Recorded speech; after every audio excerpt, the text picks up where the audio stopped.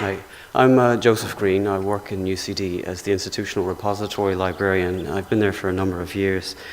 I spoke here 2 years ago on a very similar topic, but I'm glad to be back to explain why I was talking so much about this particular thing, and I'm coming at it from a different direction now, and the basis of what I'm talking about is demonstrating the value of our open access services. So I'll tell you a little bit. I think Danny Kingsley has pretty much done the first half of my presentation for me, but I do like to return to first principles, and the first definition of open access is free and unrestricted access to peer-reviewed journal articles. Our definition at UCD is slightly broader. We include all scholarly and scientific publications, but we're fairly strict on that. It's always full text and always scholarly and scientific. It doesn't branch out into institutional ephemera resources or archival materials. We stick to fairly close to the BOAI definition. Recently, a study came out that showed that recent papers are surprisingly high in terms of open access. This was a bit of a shock. Nobody thought it was 50%. But this has come a long way, and the way it is implemented, of course, is through either publishing in an open access journal or self-archiving a final version of your paper in a repository, whether that's subject-based or institution-based. So as I said, I'm interested in demonstrating the value of this service because it's most repository people that I know of, we basically run on a shoestring.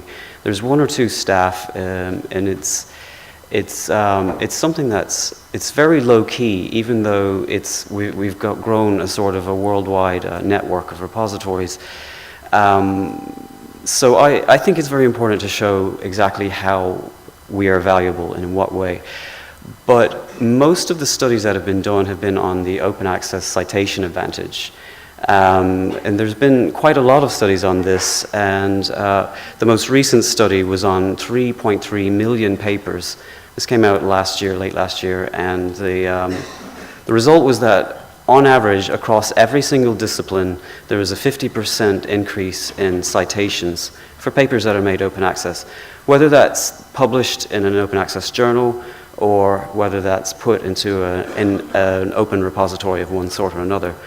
Interestingly, they were able to distinguish between repositories and open journals, and they found that Greene, or we'll call them Greene, open access repositories were the most impactful form of scholarly communication.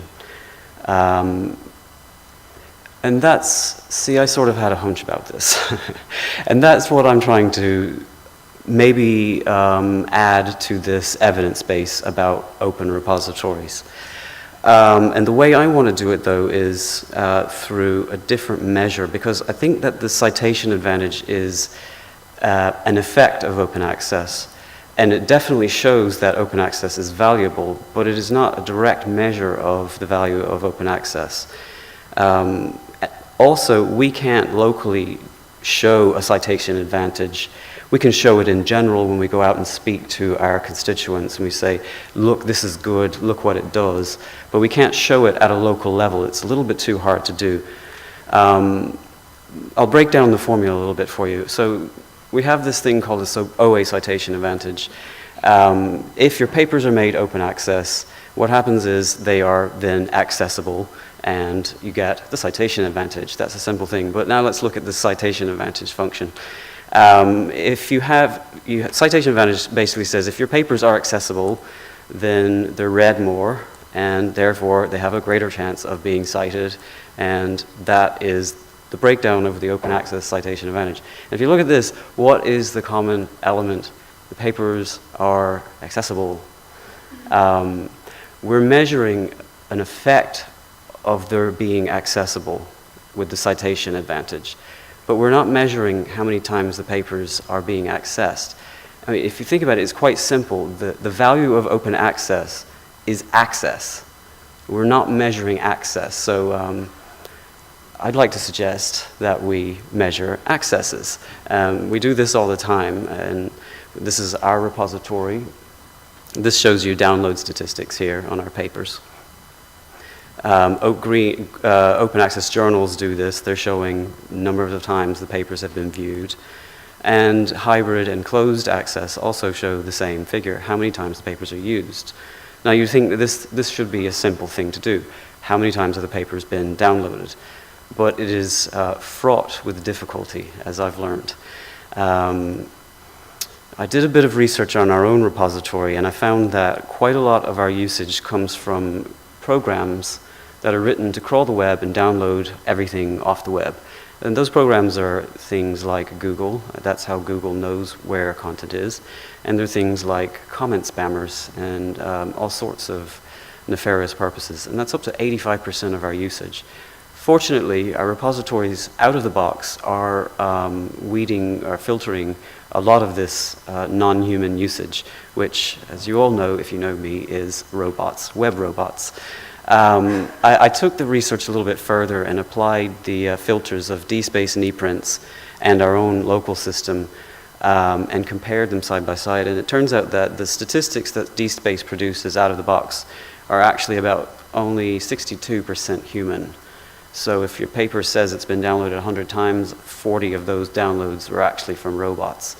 And that's, to me, is not good enough, and especially not the 55% figure. And I think this is something that's been overlooked and ignored.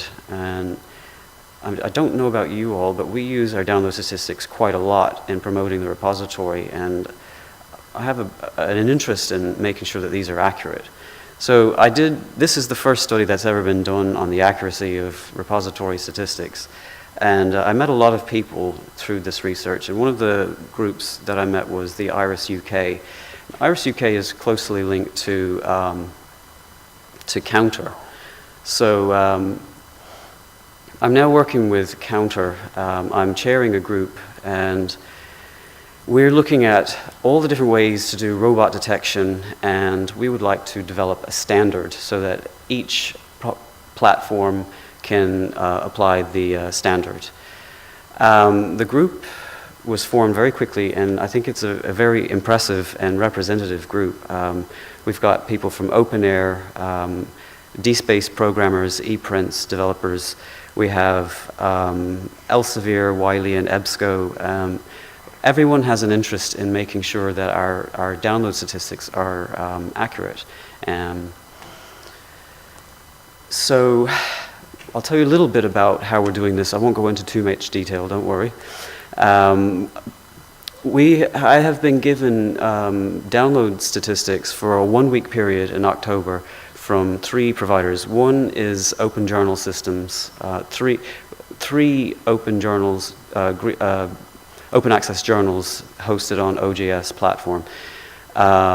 We've been given a week of data from IRIS UK and the same week of data from Wiley, and Wiley has asked me not to publicize too much how much usage they get, but it's a fair bit more than even IRIS UK there.